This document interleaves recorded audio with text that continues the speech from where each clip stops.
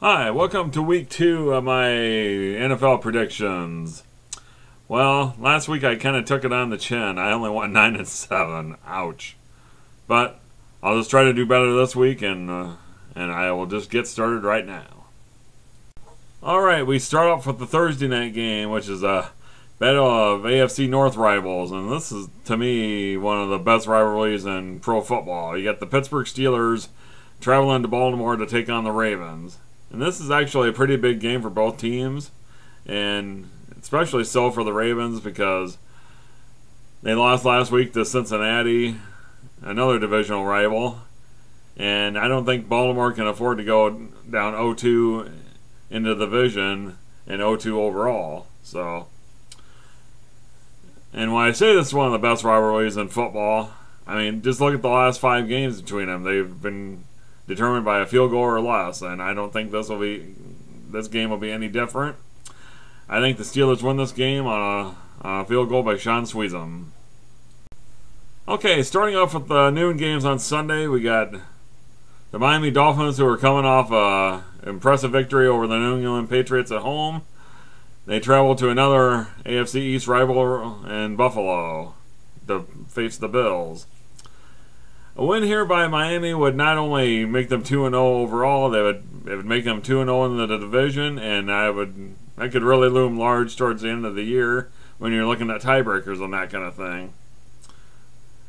And as far as the Buffalo Bills go, you have to look at Fred Jackson. He was very instrumental in the overtime victory against the Bears last week, steamrolling Chris Conte on his way to a 38-yard run, and which set up the winning field goal by Dan Carpenter, who is a former Dolphin himself.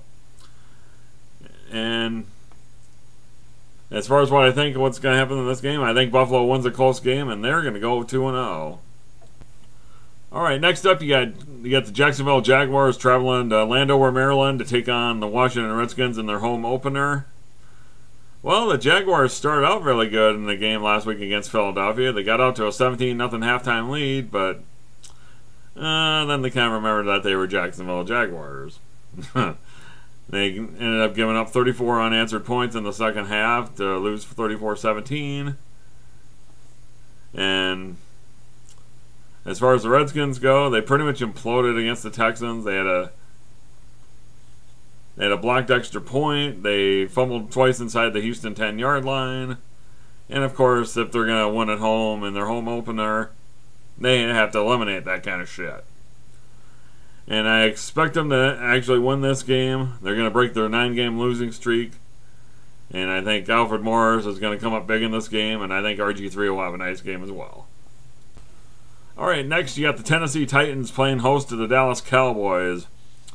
Well, the Cowboys, well, they pretty much just got smoked in the game against the 49ers last week.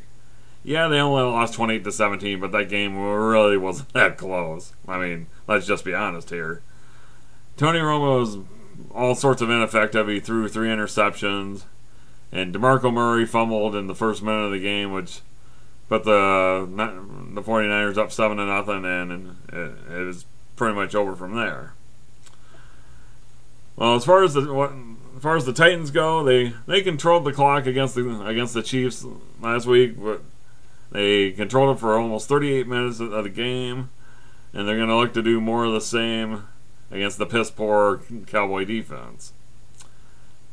As far as what I think will happen in this game, I think Jake Locker is going to continue his development in this Ken Whisenhunt offense, the new head coach, and I think the Titans prevail in this one. Okay, next up you got the Arizona Cardinals fresh off of a Monday night victory against the San Diego Chargers. On a short week, they have to fly across the country to face the New York Football Giants. And as I said, they rallied from an 11-point deficit in the second half to defeat the Chargers on a touchdown from rookie John Brown, rookie wide receiver.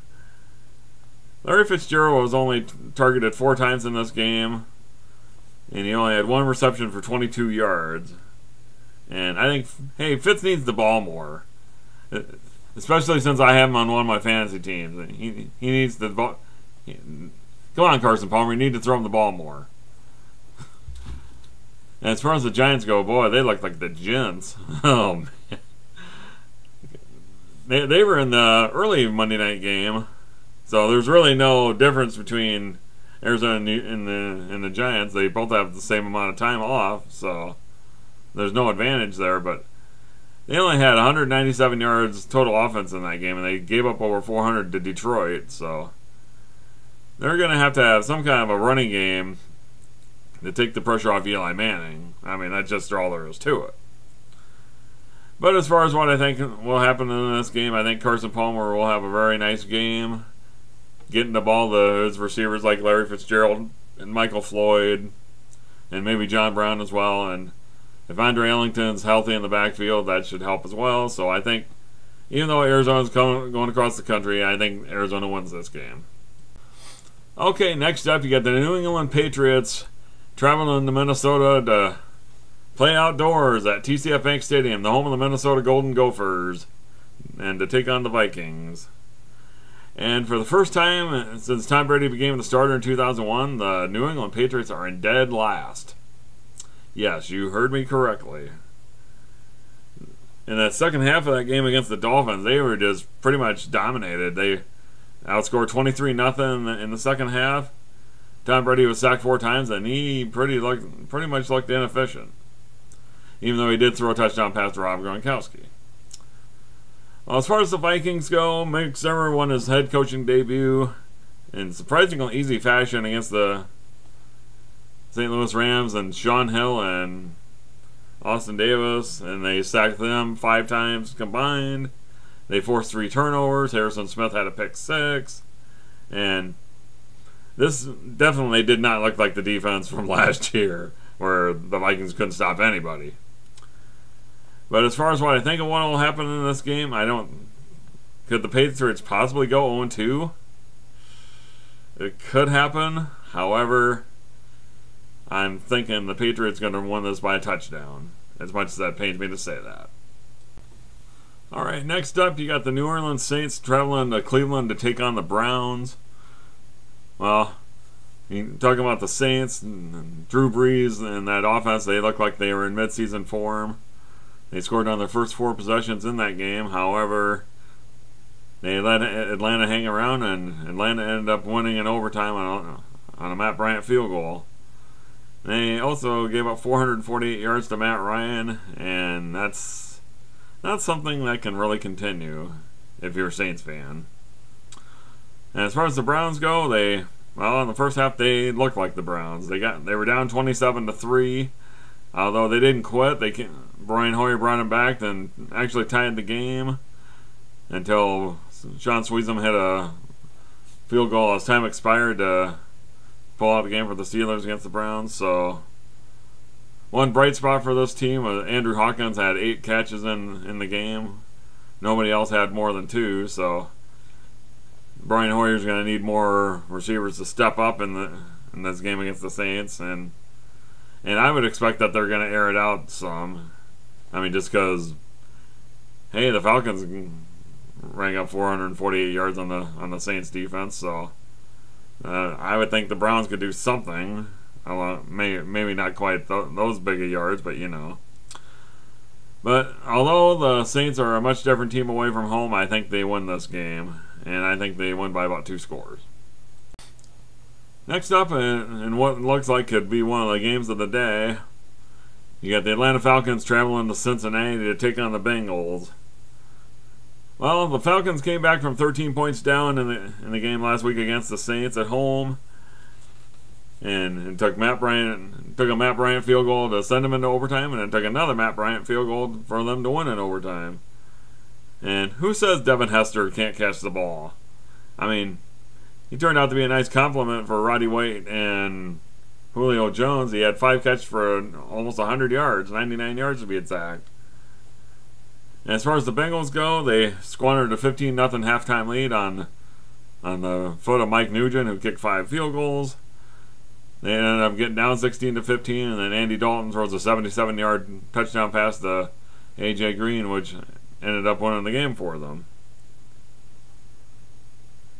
And as far as what I think about this game, I think this could be a very good game. However, I think the Bengals were undefeated at home last year, and I think they'll continue that undefeated streak at home, and I think they win a close game. Probably along the lines of like 28-24. Alright, next up you got the Detroit Lions coming off a short week, traveling to Carolina to take on the Panthers. And the Lions, in that Monday night game, they pretty much dismantled the New York Football Giants 35-14. Calvin Johnson, Megatron, was huge. He had seven catches for $164 and 2 touchdowns. A lot of that came in the first quarter. But as far as the Panthers go, they won their first season over since 2008, even without Cam Newton. Derek Anderson, in his absence, played pretty well. They were up 17-0 in this game. They ended up holding on to 120-14. So, but since Cam Newton is expected to be back in this game, I think it's going to be a pretty low-scoring affair. Even though Detroit can score, they can score in bunches. But I think with Carolina's defense, I think they won a close one, and they probably won by at least a field goal. All right, now we'll start with the late games on Sunday. Starting out with the St. Louis Rams hobbling into Tampa Bay to take on the Buccaneers. Well, right now, talking about the Rams, they may have the worst QB situation in the league with the season-ending injury to Sam Bradford and another ACL. Well, Sean Hill played in the first half of that game, but he ended up leaving with a calf injury, and he was pretty unimpressive. Then Austin Davis, the third stringer, came in, and he wasn't really a whole hell of a lot better, to be honest, but he may be starting this week, but probably really won't matter who starts in this game. But their quarterback situation is probably about the least of their worries. They have other pressing issues, like the injury to Chris Long. He's out for 8 to 10 weeks with an ankle injury. So, and they had a whole bunch of penalties on that game, 13 to be exact. And as far as the Buccaneers go, they didn't play badly on defense. They just couldn't move the ball at all. Josh McCown reverted back into being Josh McCown.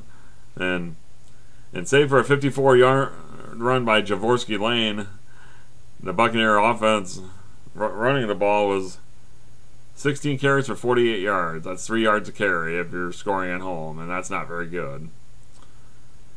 But as far as what I think about this game, I think the Bucs win by a field goal, mainly due to the absence of Chris Long, who I mentioned that he will be out for 8 to 10 weeks, and so that'll hinder their pass rush there. So I think the Bucs win. Next up, you get the Seattle Seahawks traveling down to San Diego to take on the Chargers. Well, in the opening night game on last Thursday night, the Seahawks looked like the Super Bowl champions that they are, and they had a resounding victory against the Green Bay Packers. And what's scary about this team is that this team could actually be better on offense than they were last year.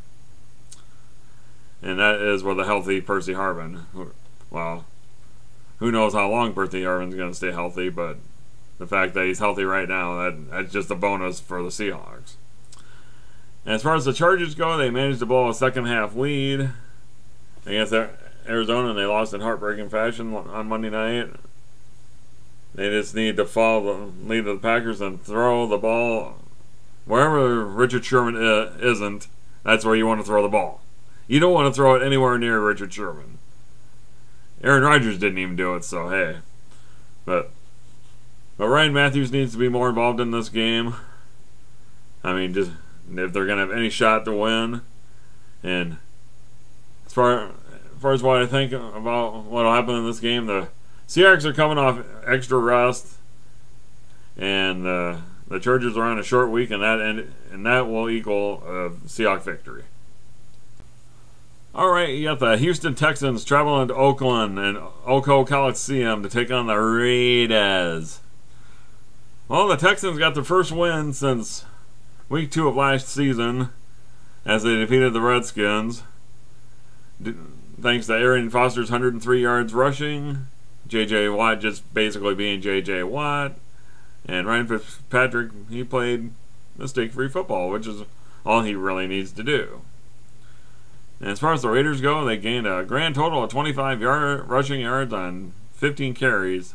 Ugh, ouch. Although Maurice Jones-Drew did have a nice bicycle kick for a fumble, but we're not playing soccer. The World Cup ended about a couple months ago. But anyway, Derek Carr did have a nice, decent game in his debut, but as far as how I think this game's going to go, I actually think the Raiders are going to win this game. Probably on a Sebastian Janikowski field goal as time expires or something. I think it's going to be a pretty close game and low scoring. All right, now you get the New York Jets, who are fresh off a victory over the aforementioned Oakland Raiders, traveling to Green Bay and Lambeau Field to take on the Packers. Well, the Jets last week, they outgained the Raiders by over 2-1, but it still took a 71-yard Chris Ivory touchdown to win that game. And Geno Smith played pretty well in that game. He was 23 of 28, and he did throw a touchdown, and he also threw an interception. So, and as far as the Packers go, they were pretty well thumped in the opener against the Seahawks in Seattle. But I mean, let's just be honest here. Generally, the only team that's going to win in Seattle is the home team. So you can't really fault the Packers for that. So. But also, they lost Eddie Lacy to a concussion in that game, and Brian Bulaga left that game also with a left knee injury, and that's the same knee that ended his 2013 season. So, and as far as Aaron Rodgers goes, he's not going to have Richard Sherman on the other side of the field. So, I look for him to spread the ball around to people like Jordy Nelson and Randall Cobb and Jared Boykin and people like that. So, as far as what I think happens in this game, I think the Packers will not have a nice rebound game, and I think they win this game by 2 touchdowns. All right, next up, you got an AFC West matchup between two longtime rivals, the Kansas City Chiefs, traveling to Sports Authority Field at Mile High Point to take on the Broncos. Well, to say the Chiefs had a bad game last Sunday against Tennessee, that would be an understatement. It's kind of one of those Murphy's Law type games. If it could go wrong, it did. Alex Smith played more like Kate Smith in this game after getting his nice contract extension, and Jamal Charles only carried the ball 7 frickin' times for 19 yards. When you got probably one of the 3 best running backs in football, you can't just give the ball 7. You can't give him the ball just 7 times. You got to get him involved early and often. And with Derek Johnson and Mike DeVito going down to Achilles injuries, that just cripples the defense even more. Then looking at the Denver Broncos, they led 24-0 at halftime against the Colts, and this was another game that was kind of a tale of two halves. They let the Colts back in the game. They almost lost, but Julius Thomas was a man in this game. He had 104 yards and 3 touchdowns, and that really helped me in one of my fantasy leagues. Thank you very much, Julius. As far as what I think about this game is not going to be close, I don't think. This game could be over by halftime, and I think Denver wins pretty big. All right, now for the Sunday night game. You got the Chicago Bears taking on the San Francisco 49ers at the new Levi's Stadium, the opening of it. Now, if there's one thing you can say about the Bears defense, it looked just about as bad as it did last year, if not worse, if that were possible. Last week to the Buffalo Bills, they gave up 5.8 yards per rush, and that is terrible. But the Bears moved the ball okay at times, but Jay Cutler was being Jay Cutler, and he threw 2 interceptions. And they could be potentially looking at an 0-4 start, because next week they play at the New York Jets. They might lose that game too, and then they got a home game against their arch rival, the Green Bay Packers. So, that's not a very good opening schedule. And as far as the 49ers go, to watch their defense against Dallas, you wouldn't have known that Navarro Bowman wasn't there or Aldon Smith wasn't there. But of course, when you're playing the Dallas Cowboys, you you kind of have that effect. But Colin Kaepernick also played well against the porous Dallas defense, and hell, I could probably throw pretty good against the Dallas defense, and I'm 46 years old, damn it. But I would expect the Bears to get a big dose of Frank Gore and Carlos Hyde in this game, and I think the 49er offense is just going to be too much for the Bears defense, and I think the Niners win going away. Alright, and now for the Monday night matchup. You got the Philadelphia Eagles traveling to Lucas Oil Stadium to take on the Indianapolis Colts. And for the Eagles, it was a tale of two halves against Jacksonville. I mean, they got down 17-0 in the first half, and then they roared back in the second half and ended up winning 34-17. But they can't afford to get down that far against a good team like Indianapolis. It may work against somebody like Jacksonville, but if they do this against Indianapolis on the road, they're gonna get blown out of the stadium. But the good thing for the Colts is that they're not playing against Peyton Manning and Julius Thomas in this game, so if they can't. But that being said, they can't afford to get it off to a poor start in this game like they did against Denver if they expect to win this game. So, but I think they're going to be better off in this game since they're at home, and I think Andrew Luck will have a nice game, and therefore I think they win in this game by less than a touchdown. And if you haven't subscribed to my channel already, please do so up above. Comment down below. Tell me about my picks. Tell me if I'm full of shit. Or whatever your picks are, I'd like to know them down below. Please comment, and I'll talk to you soon. Goodbye.